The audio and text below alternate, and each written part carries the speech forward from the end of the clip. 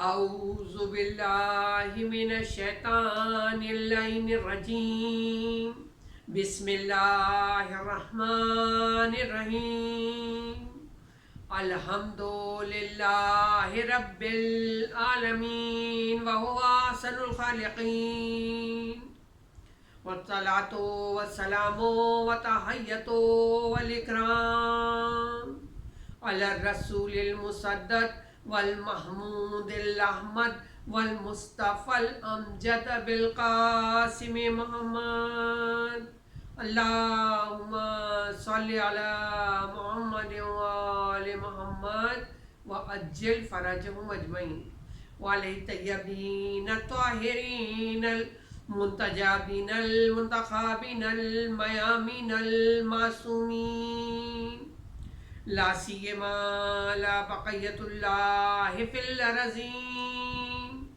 اللہم اجل فرجہ وکسر انصارہ واہلک اعداءہ ولعنۃ اللہ علی اعدائہم اجمعین من یومنا ھذا الی یوم الدین اللہم صل علی محمد وآل محمد وعجل فرجهم اجمعین۔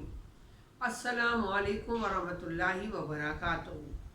کلام بلاغت نظام میں سورہ بقرہ کی آیت نمبر 197 میں اعلان ہو رہا ہے وَتَزَوَّدُوا فَإِنَّ خَيْرَ الزَّادِ التَّقْوَىٰ وَاتَّقُونِ يَا أُولِي الْأَلْبَابِ۔ کیا کہہ رہے پروردگار عالم کہ سامان سفر تیار کرو، بہترین سامان تقوی ہے اور صاحبان عقل مجھ سے ڈرتے رہنا، تقوی اختیار کیے رہنا۔ یہ سرنامہ کلام کی آیہ مبارکہ ہے جس کے ساتھ ہم نے دیگر آیات قرآنی اور احادیث معصومین کا سہارا لیتے ہوئے اپنی مختلف مجالس سے خطاب کیا، اور آج شکر پروردگار کہ ہم آج اس اشرِ محرم الحرام کی آخری مجلس سے خطاب کر رہے ہیں۔ آج کی مجلس یہ سرنامہ کلام کی آیت اور چھٹے امام جعفر صادق علیہ السلام اللہم صلی علی محمد وآل محمد وعجل فرجهم اجمعین، آپ نے جو ذکر اس پرآشوب دور کے لیے خصوصی طور سے مومنین کو بتایا کہ اس دور کے مومنین اس ذکر کو پڑھیں، اس ذکر کی روشنی میں ہم آج کی گفتگو آگے بڑھائیں گے۔ کیا ذکر ہے؟ یا اللہ ہو یا رحمان ہو یا رحیم یا مقلب القلوب ثبت قلبی علی دینک، جو کہ دعائے غریب کے نام سے بھی مشہور ہے۔ اسے چلتے پھرتے پڑھیں، اسے نماز میں پڑھیں، اسے تہجد کی نماز میں پڑھیں، جیسے بھی وہ بہرحال اس کا ورد مومن کو کرنا چاہیے۔ ہم نے اپنی گزشتہ مجالس میں جب کہ مہر کے حوالے سے ہم نے بات کی تو ایک طرف ہم نے اشارہ کیا تھا کہ مہر ایک طرح کا قرض ہے۔ آج کا جو پرآشوب دور ہے وہاں بہت ساری جو چیزیں جو انسان کی روحانیت کو متاثر کرتی ہیں، ان میں سے ایک چیز قرض کو اس نیت سے لینا جو کہ انسان یہ سوچ لے کہ میں اسے واپس ہی نہ کروں، یہ عمل بھی اس میں شامل ہے۔ آج ہم اس پر آگے بات کو بڑھائیں گے۔ جب دعائے کمیل ہم پڑھتے ہیں تو ہم کہتے ہیں اللہم اغفر لی الذنوب التی تحت کل اسم، پروردگار میرے ان گناہوں کو بخش دے جو ناموس میں بٹھا لگاتے ہیں۔ قرض اس نیت سے لینا کہ ہمیں اسے واپس ہی نہیں کرنا، یہ وہی گناہ ہے جو ناموس میں بٹھا لگاتا ہے، جو انسان کی روحانیت کو متاثر کرتا ہے۔ دیکھیے، ایک انسان قرض دیتا ہے، ایک انسان صدقہ دیتا ہے، دونوں نیکیاں ہیں، لیکن اگر اجر میں دیکھیں تو صدقہ دینے کے مقابلے میں قرضہ دینے کا ثواب زیادہ ہے۔ لیکن معاشرے کا ایک ایسا ماحول بن گیا کہ لوگ پریشان ہیں کہ ہم اگر قرض دیں تو پتہ نہیں ہمیں واپس ملے گا کہ ہمیں نہیں ملے گا، اور زیادہ تر لوگ اس کی کمپلین کرتے ہیں کہ ہم اس حوالے سے پریشان رہتے ہیں۔ دیکھیں، ہمارے پاس بڑے بڑے علماء کے حالات ہیں، زندگیاں ہیں، اور ہم جو بھی اعمال انجام دیتے ہیں ان اعمال کو ہم سمجھتے ہیں کہ ہم شاید دوسرے کو بیوقوف بنائیں گے اور بارگاہ پروردگار میں ہم شرف قبولیت حاصل کر لے گا ہمارا عمل۔ نہیں، پروردگار عالم اور بارگاہ معصومین میں ہمارے ہر عمل کی اصلیت ان پر عیاں ہے، تو ہمیں اس بارے میں بڑا محتاط رہنا چاہیے۔ تو کہ جب ائمہ معصومین حیات تھے لوگ جاتے تھے ان کی زیارت کرتے تھے، مشرف ہو جاتے۔ آج کل جہاں جہاں روزے ہیں وہ جا رہے ہیں۔ ایک زمانہ ایسا تھا جب کہ ابھی حیات تھے ہمارے 8ویں امام، اور آپ مدینے میں رہتے تھے، لیکن 2 سال کا عرصہ ایسا ہوا کہ آپ کو مدینہ چھوڑنا پڑا۔ تو اب وہ لوگ جو ہر وقت زیارت کرتے تھے جب مشتاق تھے تو وہ آپ کی زیارت کے لیے مشہد چلے جاتے تھے۔ ایک مرتبہ 2 مومن تھے، انہوں نے یہ ارادہ کیا کہ ہم مشہد جائیں گے مولا کی زیارت کے لیے، 8ویں امام کی، چونکہ وہ مدینہ چھوڑ کے ابھی وہاں چلے گئے تھے۔ انہوں نے سفر اختیار کیا اور اپنی زیارت کے سفر پہ روانہ ہو گئے، یہاں تک کہ وہ مشہد پہنچ گئے جہاں کے امام قیام پذیر تھے۔ جب وہاں جا کر اترے تو نماز ظہر کا وقت تھا، سب کھڑے ہوئے تھے نماز کے لیے۔ انہوں نے کہا ہم بھی امام کے پیچھے نماز پڑھتے ہیں، بہترین موقع ہے، مولا کی قیادت میں، رہنمائی میں، اور ہماری نماز ادا ہوگی۔ امام کی نظر ان لوگوں پر پڑ گئی۔ جب نظر پڑ گئی تو آپ نے پہلے والے شخص سے یہ کہا کہ تم نماز میری طرح پڑھو گے، اور دوسرے والے سے کہا کہ تم میری طرح نماز نہیں پڑھو گے۔ میری طرح سے مراد یعنی میں 4 رکعت پڑھ رہا ہوں تو تم 4 رکعت نماز نہیں پڑھو گے، بلکہ تم کیا کرو گے، تم قصر نماز پڑھو گے۔ پہلے والے کو کہا کہ میری طرح یعنی جیسا میں پوری 4 رکعت نماز پڑھ رہا ہوں تو تم 4 رکعت پڑھو گے، اور دوسرے سے کہا کہ نہیں تم 2 رکعت پڑھو گے، قصر نماز پڑھو گے۔ چونکہ مسئلہ آپ جانتے ہیں، مسافر کی نماز قصر ہوتی ہے، 4 رکعت کی نماز 2 رکعت ہو جاتی ہے۔ ظہر کی نماز جو 4 رکعت کی ہے، پہلے والے سے کہہ رہے ہیں کہ تم پوری پڑھو گے۔ لازمی بات ہے کہ جب امام کہے میری طرح جیسے میں 4 رکعت پڑھ رہا ہوں تم بھی پڑھو، تو انسان پر ایک نفسیاتی اعتبار سے خوشی کی کیفیت آ جاتی ہے۔ پھر معصوم بتا رہے ہیں کہ پہلے والے کو بتا رہے تم 4 رکعت کی نماز کیوں پڑھو گے، تم اس لیے پڑھو گے، بہت توجہ چاہیے، اس لیے پڑھو گے کہ تمہارا سفر زیارت اللہ کے نزدیک جائز نہیں ہے، حرام ہے۔ سفر زیارت یعنی قول معصوم سے یہ پتہ چل رہا ہے کبھی کبھی زیارت کا سفر بھی خدا نخواستہ حرام ہو سکتا ہے، اور جب تمہارا سفر زیارت حرام ہے تو اب وہ ساری سہولیات جو اسلام ایک مسافر کو دیتا ہے وہ تمہیں نہیں ملے گی۔ ان میں کیا ہے کہ وہ 4 رکعت کی نماز 2 رکعت پڑھے گا، تمہیں مسافر نہیں مانا جا رہا تو تم 4 رکعت کی نماز پڑھو گے۔ وہ حیران ہو گیا، کیوں والا، میں بھی آپ کی زیارت کے لیے آیا ہوں، یہ میرا ساتھی بھی زیارت کے لیے آیا ہے۔ کہا کہ ہاں، لیکن تم اس نیت سے آئے ہو کہ یہاں مامون رشید سے ملاقات کرو گے، اور میں یہاں رہتا ہوں میری بھی زیارت کر دوں گا۔ مامون رشید ایک ظالم حکمران ہے، اور اسلام میں ظالم حکمران سے ملنے کو اچھا نہیں مانا جاتا، اس کی اجازت نہیں ہے۔ ہاں یہ کہ کوئی عذر شرعی ہو تب، اس لیے تمہارا سفر زیارت جائز نہیں ہے، حرام ہے، تم نماز قصر نہیں پڑھو گے، پوری نماز پڑھو۔ تو آپ دیکھیں معصومین، پروردگار ہمارے عمل کی گہرائی سے بخوبی واقف ہے۔ پھر آپ دیکھیں کہ اگر نیتیں خراب ہو جائیں تو کتنا بھی بہتر عمل ہو، چاہے انسان امام کی زیارت کے لیے جائے، چاہے انسان امام کے پیچھے نماز پڑھنے کے لیے کھڑا ہو، تب بھی نیتیں واضح ہو جاتی ہیں۔ تو یہ روحانیت کی ترقی کے لیے ضروری ہے کہ نیتوں کو بہت مضبوط اور خالص رکھا جائے۔ دوسرے جو بات ہوئی تھی کہ فی زمانہ جو چیز روحانیت کو متاثر کر رہی ہے، جیسا کہ آیہ مبارکہ میں وَاتَّقُونِ یا اُولِي الْأَلْبَابِ، اے صاحبان ایمان اللہ سے ڈرتے رہو، مجھ سے ڈرتے رہو اور تقوی اختیار کیے رہو۔ تو وہ چیزیں جو تقوی کو متاثر کرتی ہیں، جو روحانیت کو پارا پارا کرتی ہیں، کسی کے مال کو غصب کر جانا، اس کو ہڑپ کر جانا، اس کے مال پر قابض ہو جانا، اس سے قرض لے کر اس کو ادا نہ کرنا، پھر ہم کہتے ہیں روحانی ترقی رک گئی۔ تو ہمیں اور چیزوں کے ساتھ ساتھ ادھر بھی متوجہ ہونا چاہیے۔ دیکھیے شیخ مرتضیٰ انصاری کتنے بڑے عالم ہیں، اور کتنا بڑا نام ہے نجف میں، حوزہ علمیہ نجف کا اس کی بنیاد رکھنے والے شیخ مرتضیٰ انصاری ہیں۔ کتنی انہوں نے خدمت کی شیعت، اور کس عمر تک کرتے رہے، جب کہ آپ 92 ایئرس کے تھے، 92 سال آپ کی عمر تھی، اور ان کا کام دیکھیں، آپ درس خارج دیتے تھے۔ درس خارج دینا آسان کام نہیں ہے۔ آج 92 ایئرس کا بندہ چلنے پھرنے سے محتاج ہے، اس کی یادداشت چلی جاتی ہے، اس کی صلاحیتیں کمزور پڑ جاتی ہیں۔ شیخ مرتضیٰ انصاری 92 ایئرس کے ہیں اور درس خارج دے رہے ہیں۔ درس خارج جب کوئی مجتہد بنتا ہے تو یہ آخری منزل ہے، اس کے لیے بڑی سخت منزل ہوتی ہے، بہت محنت کرنا پڑتی ہے۔ آپ کے درس خارج میں ایران سے آنے والا ایک شاگرد بھی ہے، لیکن وہ ایسا شاگرد ہے جو اب اس منزل میں آ کے اپنے آپ کو بہت ہی پریشانی میں سمجھ رہا ہے، درس سمجھ میں نہیں آتا۔ اس کے درس خارج ایک مشکل منزل ہے، بحث ہوتی ہے، پھر چیز اس وقت تک زیر بحث رہتی ہے جب تک کہ مسئلہ حل نہ ہو جائے۔ بہت پریشان ہوا کہ اس نیت سے آیا تھا کہ میں علم حاصل کروں، علم حاصل کر کے مومنین کی خدمت کروں، لیکن یہ منزل تو مجھے طے کرنا بہت مشکل لگ رہا ہے۔ ایک مرتبہ سوچا میں تو نجف میں ہوں، مولا علی کے شہر میں ہوں، تو کیوں نہ میں مولا کے دربار میں حاضری دوں اور مولا سے جا کے اپنا مسئلہ بیان کروں۔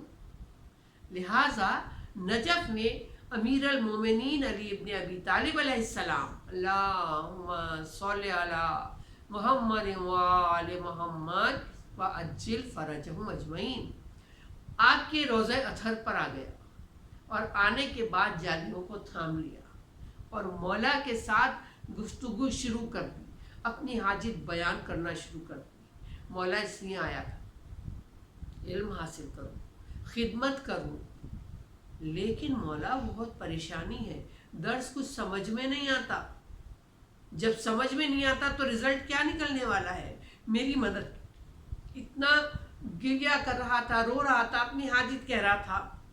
اسی میں ایک ایسی کیفیت آ گئی کہ اب نہ سو رہا ہے اور نہ جاگ رہا ہے۔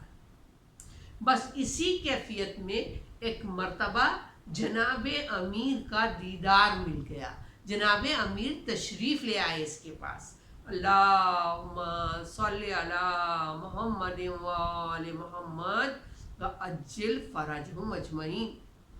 دیکھا کہ جناب امیر مولا علی مسکرا رہے ہیں، دیکھ رہے ہیں مولا مسکرا رہے ہیں، اور مسکرا کے ایک مرتبہ اس کے کندھے پر ہاتھ رکھ دیا، کندھے پر ہاتھ رکھ دیا، اور پھر اس کے کان میں سورہ الحمد کی ایک آیت پڑھی، ایک آیت، صرف ایک آیت۔ بیدار ہو گئے، مولا کی زیارت مل چکی تھی، حرم سے واپس آ گیا، اب درس میں شریک ہوا، وہی درس جہاں خاموش بیٹھتا تھا، کچھ سمجھ میں نہیں آتا تھا، کوئی گفتگو نہیں کرتا تھا، اب جب اس درس میں آ کر بیٹھا تو جو مولا نے ایک آیت پڑھی ہے اس کے اثر سے اب سارا درس سمجھ میں آ رہا ہے، اب بحث کر رہا ہے، اب سوال و جواب کر رہا ہے، اب سارے شاگرد حیران ہو گئے کہ یہ تو بالکل خاموش رہتا تھا، اس کو تو کچھ سمجھ ہی نہیں آتا تھا، ابھی یہ اتنی گفتگو، اتنے سوال و جواب، یہاں تک کہ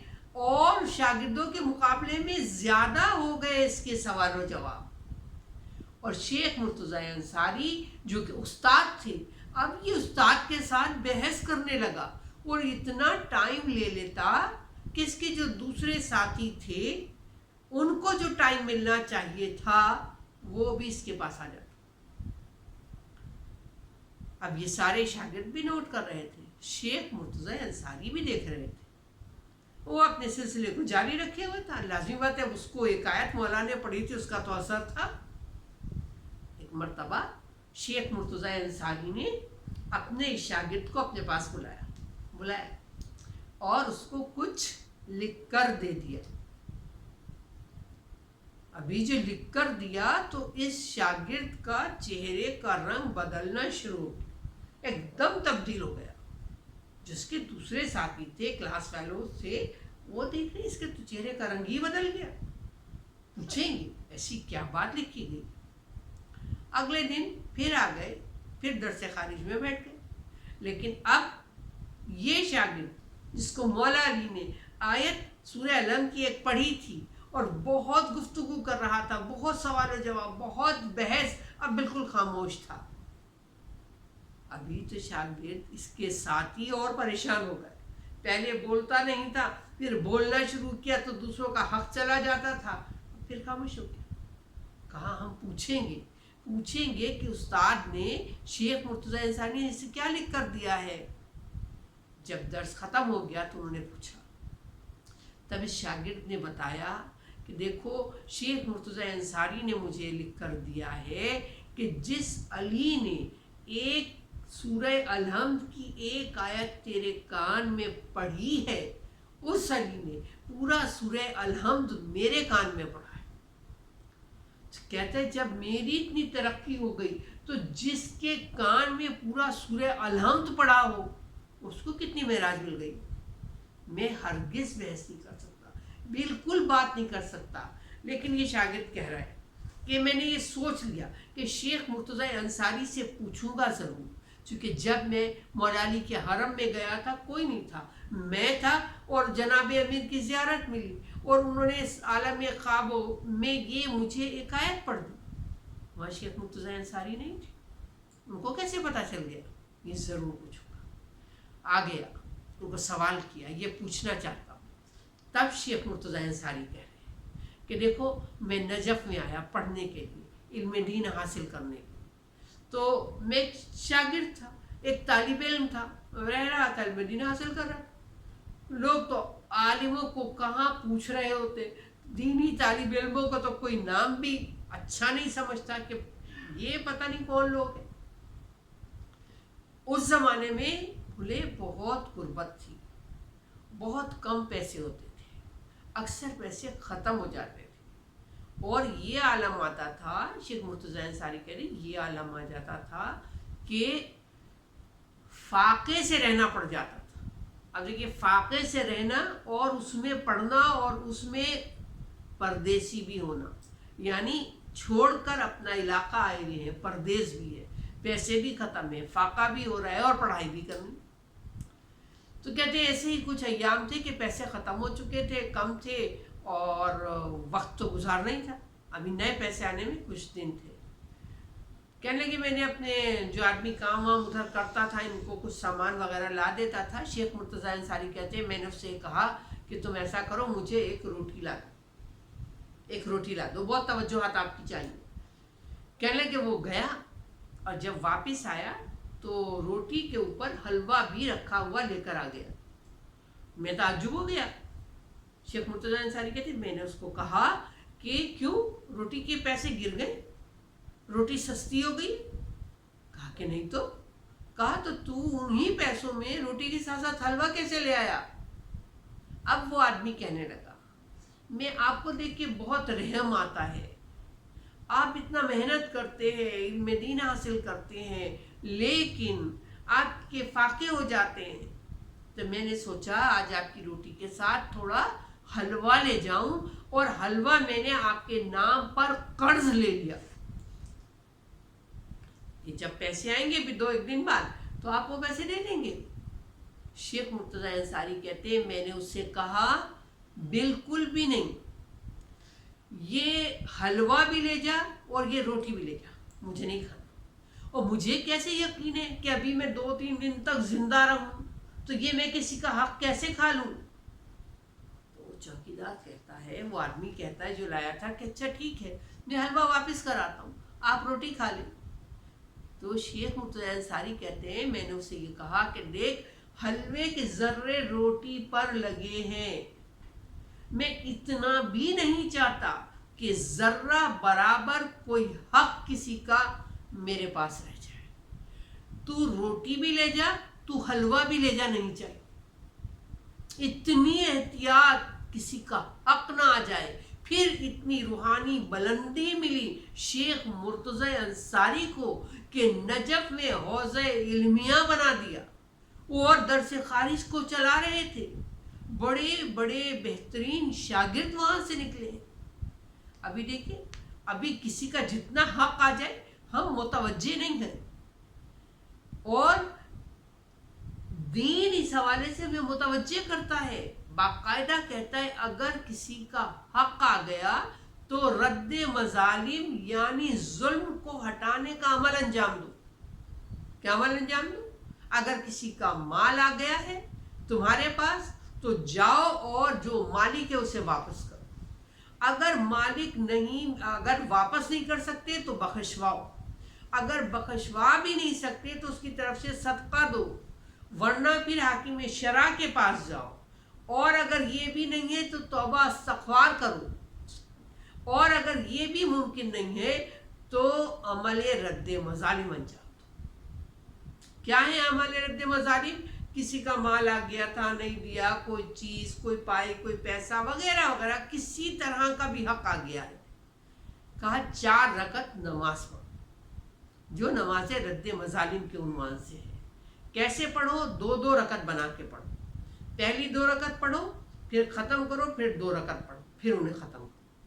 پہلے جو 2 رکعت پڑھو اس میں سورہ الحمد پڑھو، نیت کرو، تکبیر کہو، سورہ الحمد پڑھو، 25 مرتبہ سورہ اخلاص پڑھو. دوسری رکعت میں الحمد پڑھو اور 50 مرتبہ سورہ اخلاص پڑھو. تشہد سلام پڑھو اور نماز ختم کرو. پھر دوبارہ 2 رکعت شروع کرو. پہلی رکعت میں سورہ الحمد اور 75 ٹائم 75 مرتبہ سورہ اخلاص پڑھو. پھر جب دوسری رکعت میں آؤ تو سورہ الحمد پڑھو اور 100 دفعہ سورہ اخلاص پڑھو. تشہد اور سلام. پیغمبر اسلام کیا اس کا ثواب بتاتے ہیں کہ یہ پڑھنے والے کا ثواب اور اجر یہ ہے کہ روز حشر وہ لوگ جو کہ جن پر کوئی حق ہے، جن کا کوئی حق اس شخص کے اوپر ہے، پڑھنے والے کے اوپر، پروردگار عالم ان لوگوں کو اس سے راضی کر دے گا اور اس کو کوئی ظلم، کوئی کسی کا حق اس کے کاندھے پر نہیں رہے گا. یہ مفہوم ہے آپ کا. اچھا، اب یہ نماز جس میں 2 رکعت کر کے 4 رکعت ہے اور اس طرح سورہ اخلاص ہے، اگر کھڑے ہو کے نہیں پڑھ سکتے تو بیٹھ کے بھی پڑھی جا سکتی ہے. آپ دیکھیں اتنی قربانیاں دی ہیں کربلا والوں نے. کس لیے؟ تاکہ دین بچا رہے، لوگ دین پر عمل کریں. کتنی قربانیاں ہیں. بازار شام و کوفہ میں پھر رہے ہیں، سر نو کے نیزہ پر کاٹ کے بلند کر دیے گئے ہیں، خیام جلا دیے گئے ہیں. اور آپ دیکھیں جب سر نو کے نیزہ پہ بلند ہوا ہے اور سید سجاد وطن واپس آئے تو لوگ تذکرہ کرتے تھے، حالات پر گفتگو ہوتی تھی، کربلا کے واقعے کو بیان کیا جاتا تھا. تو کسی نے پوچھا تھا جناب سید سجاد سے کہ ہم سنتے ہیں کہ جب سر کاٹے گئے شہداء کے اور سروں کو نیزے پہ بلند کیا گیا، تو سارے سر نیزے پہ بلند ہوئے. تو کہا ان میں سے ہم سنتے ہیں کہ ایک سر جب نو کے نیزہ پر بلند کیا گیا تو وہ سر نو کے نیزہ پر نہیں ٹھہرتا تھا. جب بھی اسے بلند کرتے تھے سر زمین کربلا پہ گر جاتا تھا. پھر دوبارہ اٹھاتے تھے، پھر نیزے کی نوک پر رکھتے تھے، پھر نیزہ بلند کرتے تھے اور پھر دوبارہ سر گر جاتا تھا. یہ کس کا سر تھا؟ پھر سید سجاد نے کہا یہ میرے غیور چچا، میرے چچا عباس کا سر تھا. کیوں بار بار گر رہا تھا؟ کہا میرا چچا بہت غیور تھا، بہت غیرت مند تھا، کبھی ماں بہن پھوپھیوں کو کھلے سر نہیں دیکھا. لیکن راہ شام و کوفہ تھی، سیدانیوں کے سر سے چادر چھین لی گئی تھی، بے مقنا و چادر ماں بہن پھوپھیاں تھیں، اس لیے عباس کا سر نو کے نیزہ پر نہیں رکا. پھر کیسے لے گئے عباس جری کا سر، علمدار حسینی کا سر. پھر ایک مرتبہ سر کو رسی میں باندھ لیا، باندھنے کے بعد گھوڑے کی گردن میں لٹکا دیا اور پھر اس کو دوڑا رہے تھے. جیسا جیسا گھوڑا دوڑ رہا تھا ویسا ویسا عباس جری کا سر زمین سے ٹکراتے جاتا. عظیم قربانیاں دی گئی ہیں، اتنے ظلم برداشت کیے گئے ہیں. پروردگار تو ہمیں دین پر عمل کرنے کی توفیق عطا فرما. بس جبکہ لشکر یزید دشت نینوا سے چلا گیا تو دشت نینوا میں خاندان رسالت کی لاشیں جا بجا بکھرے ہوئے تھے. ان کو دفن نہیں کیا گیا تھا. ایسے ہی بے غسل و کفن لاشیں پڑے تھے خاندان اہل بیت کے. ایک مرتبہ قریبی آبادی جو قبیلہ بنی اسد کی تھی وہاں کے لوگ آ گئے. کیوں آ گئے؟ اس لیے کہ آپ کے ذہنوں میں محفوظ ہے جب حسین 2 محرم کو تشریف لائے تھے تو قبیلہ بنی اسد کے لوگوں سے وعدہ لیا تھا، عورتوں سے، مردوں سے، بچوں سے، کہ ہمارے لاشوں کو دفن کر دینا. ایک مرتبہ قبیلہ بنی اسد کے لوگ آ گئے اور انہوں نے یہ کہا کہ حسین نے ہم سے وعدہ لیا تھا. جب مرد نکل کے آنے لگے تو ایک مرتبہ عورتوں نے پوچھا کہاں جاتے ہو، تو انہوں نے اپنے وعدے کو دہرایا. تو عورتوں نے کہا امام نے وعدہ تو ہم سے بھی لیا تھا کہ ہمارے لاشوں کو دفن کر دینا، ہم تمہارے ساتھ چلیں گے. اور جب والدین نکلے، ماں باپ نکلے تو چھوٹے چھوٹے بچے کھڑے ہو گئے کہ کہاں جاتے ہیں. انہوں نے کہا کہ ہم لاشوں کو دفنانے جاتے ہیں. بچوں نے کہا مولا نے ہم سے بھی وعدہ لیا تھا، بچوں کھیلتے کھیلتے آنا اور ایک مٹھی خاک ہمارے لاشوں پہ ڈال دینا، ہم بھی چلیں گے. یوں قبیلہ بنی اسد کے لوگ آ گئے. لیکن جب آئے لاشیں تو بکھرے پڑے تھے اور انہیں یہ پتا تھا کہ یہ خاندان اہل بیت کے لاشیں ہیں، یہ لشکر حسینی کے لاشیں ہیں.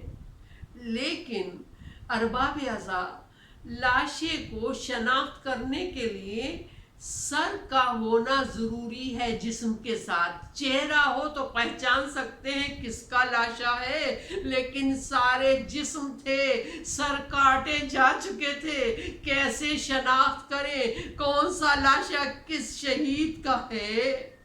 ایک مرتبہ سوچا ایک بڑی سی قبر بناتے ہیں، سارے لاشوں کو اس میں دفن کرتے ہیں، گنج شہیدہ تیار ہوگا.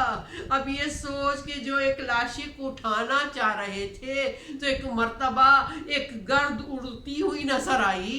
ایک سوار ہے، آواز دے رہا ہے انتظار کرو میں آ رہا ہوں.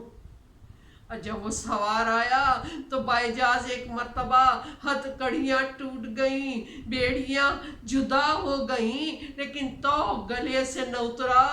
ایک مرتبہ آ گیا اور آ کے کہا اے قبیلہ بنی اسد کے لوگوں کیوں پریشان ہو؟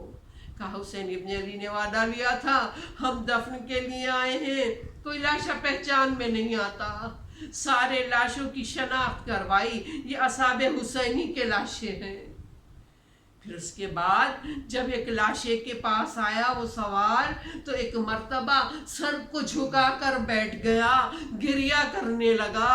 ارے یہ کس کا لاشا ہے؟ قبیلہ بنی اسد والے پوچھ رہے تھے اور سوار کہہ رہا تھا ارے یہ جسم پائمال، یہ ہمارے قاسم کا لاشا ہے.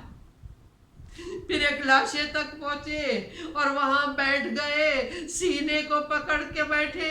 کہا کس کا لاشا ہے؟ کہا دیکھو سینے میں برچی کا پھل ہے، یہ میرے جوان کڑیل جوان بھائی علی اکبر کا لاشا. یہاں تک کہ ایک مرتبہ ایک لاشے کے پاس آئے تو اب چیخ مار کے رونے لگے، ہائے بابا ہائے بابا میں یتیم ہو گیا.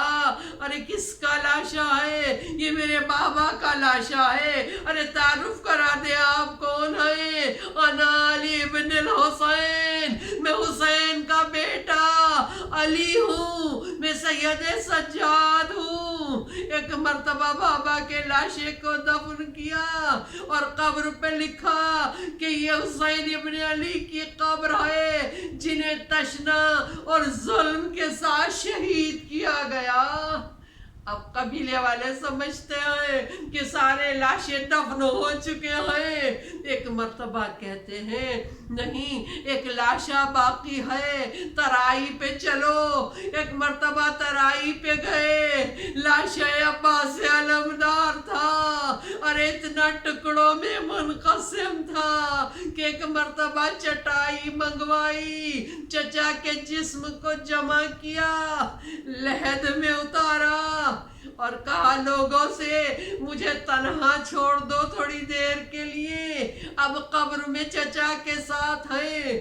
جب بہت دیر تک نہیں نکلے تو لوگوں نے جا کے دیکھا سینہ چچا کے سینے پہ سر رکھا ہے سید سجاد نے، رو رہے ہیں. ارے میرے غیور چچا آپ یہاں سوتے ہیں، ماں بہن پھوپھیاں بے مقنع و چادر بازار شام و کوفہ. ربنا تقبل منا انک انت السمیع العلیم. بار الہ کوئی غم نہ دے سوائے غم حسین کے. جہاں جہاں مومن آباد ہیں ان کی جان مال عزت آبرو کی حفاظت فرما. پروردگار جو بانی اعضاء ہیں ان کی توفیقات میں اضافہ فرما.